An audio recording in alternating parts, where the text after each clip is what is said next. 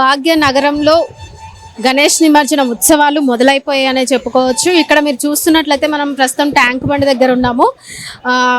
మొత్తం కూడా నిమజ్జనాలకైతే పూర్తిగా ఏర్పాట్లు చేసిన సిచ్యువేషన్ అయితే మనకు కనబడతా ఉంది. ట్యాంక్ బండ్ చుట్టూతో కూడా పెద్ద పెద్ద క్రేన్లు అయితే ఏర్పాటు చేయడం జరిగింది. సో ఆ క్రేన్ల దగ్గర కూడా గేట్ 1, గేట్ 2, గేట్ 5 అట్లా నెంబర్స్ కూడా వాళ్ళు పెట్టడం జరిగింది.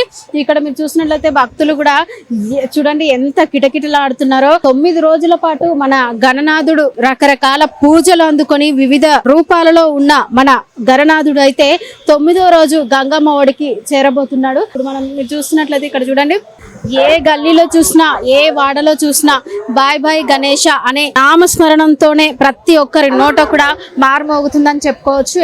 చూడండి ఇక్కడ మన ట్యాంక్ బండ్ దగ్గర మీరు చూస్తున్నట్లయితే నిమజ్జనం ఉత్సవాలు అయితే చాలా కన్నుల పండుగగా, చాలా కన్నుల విందుగా జరుగుతుంది.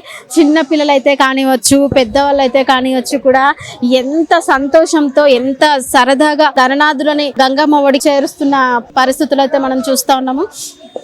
ఇక్కడ క్రేన్ దగ్గర మీరు చూస్తున్నట్లయితే కూడా గజ ఈతగాలను కూడా ఏర్పాటు చేయడం జరిగింది. అలాగే ఎప్పటికప్పుడు కూడా ఇక్కడ చెత్త పేరుకుపోకుండా పడవల్లో ఈ షిప్పులు అయితే కానివ్వండి ఎప్పటికప్పుడు కూడా క్లీన్ చేస్తున్న పరిస్థితి అయితే మనం చూస్తున్నాం. ఎప్పటికప్పుడు కూడా క్లీన్ చేసేస్తున్నారు.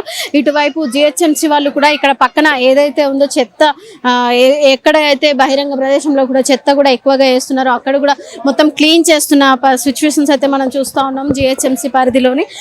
ఇంకొకటి పోలీసులు కూడా ఎక్కువగా సెక్యూరిటీ బాగా అంటే ఎక్కువ ఇబ్బందులు కూడా పడకుండా ఎక్కడికక్కడ మొత్తం సెక్యూరిటీ తోటి పోలీసులు కూడా భారీ బందోబస్తుతో ఇక్కడ ఏర్పాటు చేయడం జరిగింది. ఇక్కడ మీరు చూస్తున్నారు కదా, మొత్తం ఎక్కడ కూడా చెత్త అనేది ఎక్కడ ఉంచకుండా ఎప్పటికప్పుడు వాటితోటి క్రేన్స్ తోటి క్లీన్ చేస్తున్న పరిస్థితి అయితే మనకు కనిపిస్తూ ఉంది.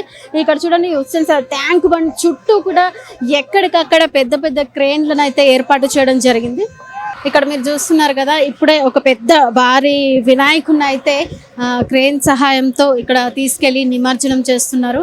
చూడండి చాలా పెద్ద భారీ వినాయకుడు, చూడడానికి కూడా ఎంత చూడముచ్చటగా ఉందో.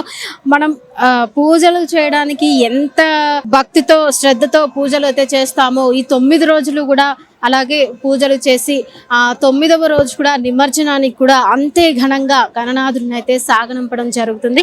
ఇక్కడ మీరు చూస్తున్నారు కదా, పెద్ద క్రేన్ తోటి పెద్ద గణనాథుడిని వినాయకుని అయితే గంగమ్మ ఒడికి చేరుస్తున్న పరిస్థితి మనం చూస్తా ఉన్నాము. ఇక్కడ చూడండి